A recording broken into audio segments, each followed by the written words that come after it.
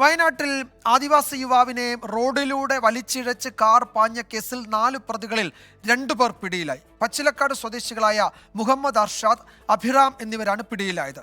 തന്നെ ആക്രമിച്ചവർ ലഹരി ഉപയോഗിച്ചിരുന്നു എന്ന് സംശയമുണ്ടെന്ന് പരിക്കേറ്റ മാതൻ 24-നോട് പറഞ്ഞു.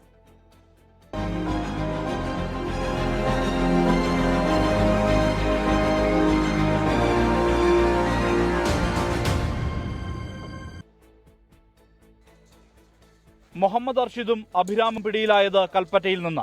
കർണാടകയിൽ നിന്ന് കൽപ്പറ്റയിലേക്ക് വരും വഴിയാണ് പിടിയിലായതെന്ന് പോലീസ്. സംഭവത്തിൽ ഉൾപ്പെട്ട പനമരം സ്വദേശികളായ നബീൽ കമർ, വിഷ്ണു എന്നിവർക്കായി അന്വേഷണം ഊർജിതം. പരിക്കേറ്റ മാനന്തവാടി മെഡിക്കൽ കോളേജിൽ ചികിത്സയിൽ കഴിയുന്ന മാതനെ മന്ത്രി OR കേളു സന്ദർശിച്ചു. ഒരിക്കലും ചെയ്യാൻ പാടില്ലാത്ത ഒരു കൃത്യമാണ് അവിടെ നടന്നത്. ഒരിക്കലും അങ്ങനെ നടക്കാൻ വേണ്ടി പാടില്ല.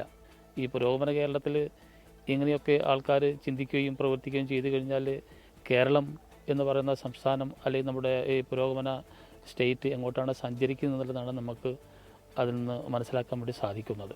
മാതന്റെ ശരീരത്തിൽ ഉടനീളം മുറിവുകളുണ്ട്.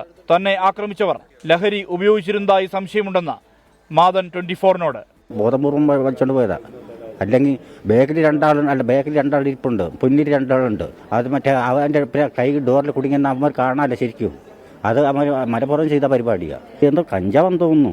ഈ ഒരു ജാതി മക്ക് പിടിച്ച പോലെ ഈ കണ്ണെല്ലാം കൂടി ചുമച്ചോട്ട് നടപ്പുണ്ടായിരുന്നു. ഇതൊക്കെ ഞായറാഴ്ച വൈകിട്ട് 5 മണിയോടെയാണ് മാനന്തവാടി പനമരം പുഴകൾ ചേരുന്ന കൂടൽക്കടവ് പ്രദേശത്ത് സംഘം മാതനെ കാറിനൊപ്പം വലിച്ചിഴച്ചത്.